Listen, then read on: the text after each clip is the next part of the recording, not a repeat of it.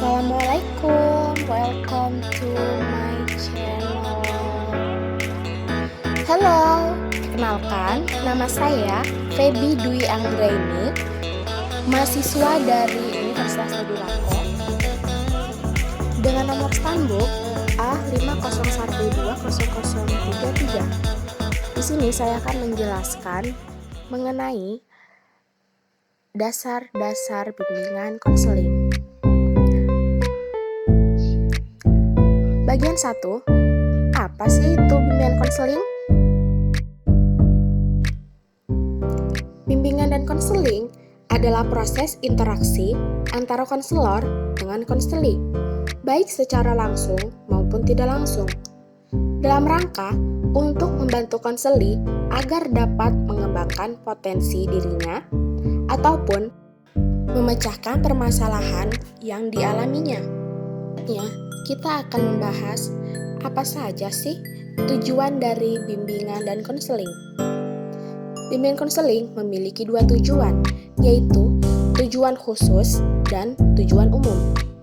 Tujuan khususnya yaitu membantu konseli agar mampu mencapai tujuan-tujuan perkembangan yang meliputi pribadi, sosial, belajar, serta karir.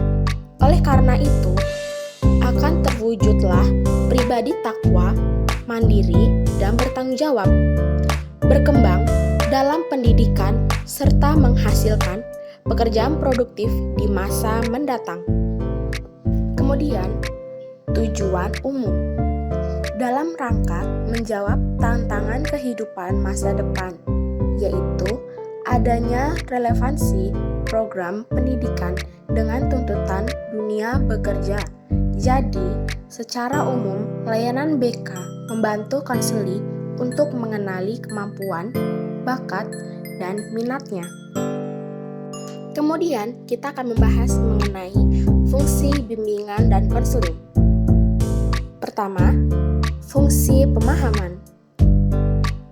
Bimbingan konseling membantu konseli agar memiliki pemahaman terhadap dirinya atau potensinya dan lingkungannya terhadap pendidikan, pekerjaan, dan norma agama.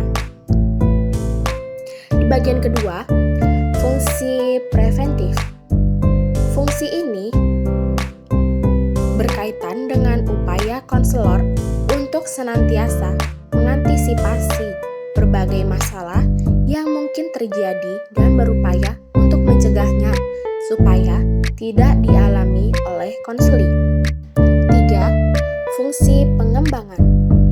Fungsi pengembangan dari bimbingan konseling yang sifatnya lebih proaktif dari fungsi-fungsi lainnya.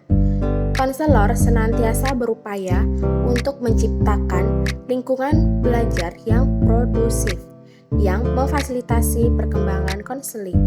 Nomor 4, fungsi penyembuhan.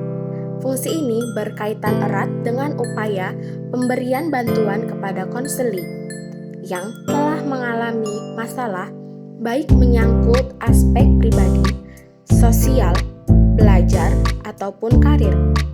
Nomor 5, fungsi adaptasi, yaitu fungsi ini membantu para pelaksana pendidikan seperti kepala sekolah atau madrasah dan staf, konselor, dan guru untuk menyesuaikan program pendidikan terhadap latar belakang pendidikan, minat, kemampuan, dan kebutuhan konseli.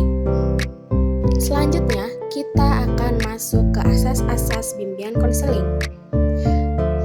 Yang pertama, ada asas kerahasiaan, asas keterbukaan, asas kegiatan, asas kesukarelaan, asas kemandirian, asas kekinian, asas kedinamisan,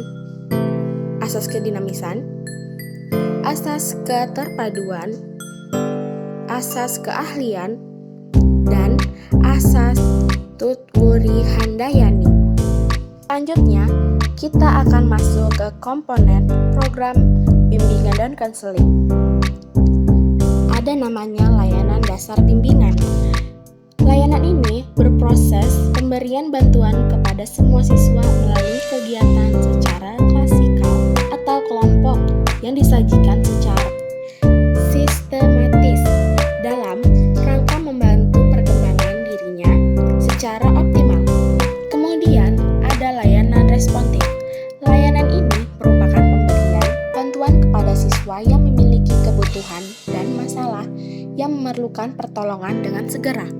Kemudian ada namanya layanan perencanaan individual. Layanan ini adalah bimbingan yang bertujuan membantu seluruh peserta didik membuat dan mengimplementasikan rencana-rencana pendidikan, karir, dan sosial pribadi. Kemudian ada namanya layanan dukungan sistem.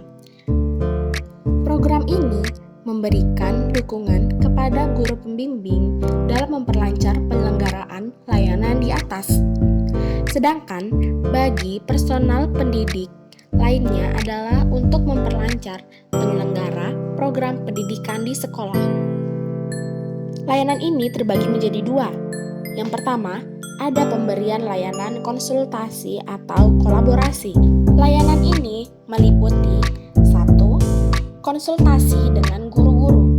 Kedua, menyelenggarakan program kerjasama dengan orang tua atau masyarakat. Yang ketiga, berpartisipasi dalam merencanakan kegiatan-kegiatan sekolah. Yang keempat, bekerja sama dengan personel sekolah lainnya dalam rangka menyekolahkan lingkungan sekolah yang kondusif bagi perkembangan siswa.